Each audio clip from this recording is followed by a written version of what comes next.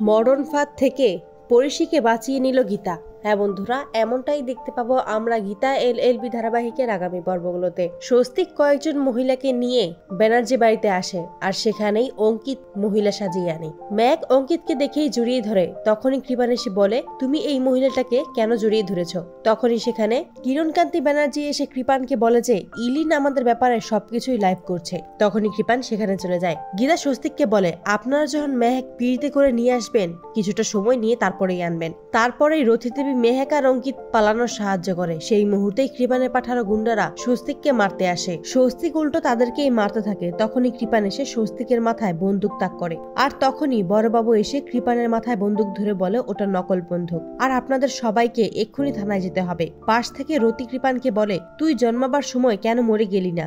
এই বলেই মারধর করতে থাকে আর বলে ওকে নিয়ে যান। বড়বাবু সবাইকেই থানায় নিয়ে যায়। পরের দিন পরিশি গীতাকে ফোন করে বলে যে আমার খুব ভয় হচ্ছে, আমার মনে হচ্ছে আমার অবস্থাও মিনুর মতো হতে পারে, আমার ওপরেও হামলা হতে পারে। গীতা বলে, আপনি ভয় পাবেন না। তখনই সেখানে অধরা এসে পরিশি থেকে ফোনটা নিয়ে গীতাকে থ্রেট করে বলে যে আপনি পরিশির সাথে কোন রকম যোগাযোগের চেষ্টা করবেন না। এসব কথা শুনেই গীতা উল্টো অধরাকে থ্রেট করে ফোনটা রেখে দেয়। এরপরে অধ্যায় পরিশিকে বলে, তুমি কোর্টে কোনো সাক্ষী দেবে না, আমি তোমার স্বামী। পরিশি তখন বলে, আমাদের তো বিয়েই হয়নি, সবটাই তো সাজানো। এরপরে যখন সেখান থেকে চলে যাবে তখনই অধরা বলে, কোথায় যাচ্ছে? পরিশি বলে, আমি ডান্স প্র্যাকটিস করতে যাচ্ছি। অধরা বলে, সেখানে গিয়েই যদি কিছু একটা হয়ে যায় তাহলে তুমি কিভাবে প্রমাণ করবে? পরিশি বলে, তাতেও প্রমাণ হয়ে যাবে যে আপনারা আমাকেই টার্গেট করেছেন। আমি কোর্টে যাবই আর আপনাদের শাস্তি পাইয়ে দেব।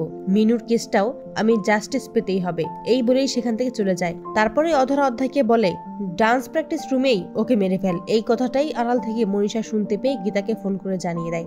ডান্স প্র্যাকটিসের সময় পরিশির জন্য মরণ ফাঁদ তৈরি করে অধরা, আর সেখানেই যখন পা দেবে আগ মুহূর্তে গীতা এসে পরিশিকে বাঁচিয়ে নেয়। তো বন্ধুরা, তোমরা এটাই তো চাও, এভাবেই যেন অধরার হাত থেকে পরিশিকে বাঁচিয়ে নেয় গীতা? কমেন্টে জানাও। আর নিয়মিত আপডেট পেতে আমাদের চ্যানেলটি এক্ষুনি সাবস্ক্রাইব করে পাশে থাকো। ধন্যবাদ।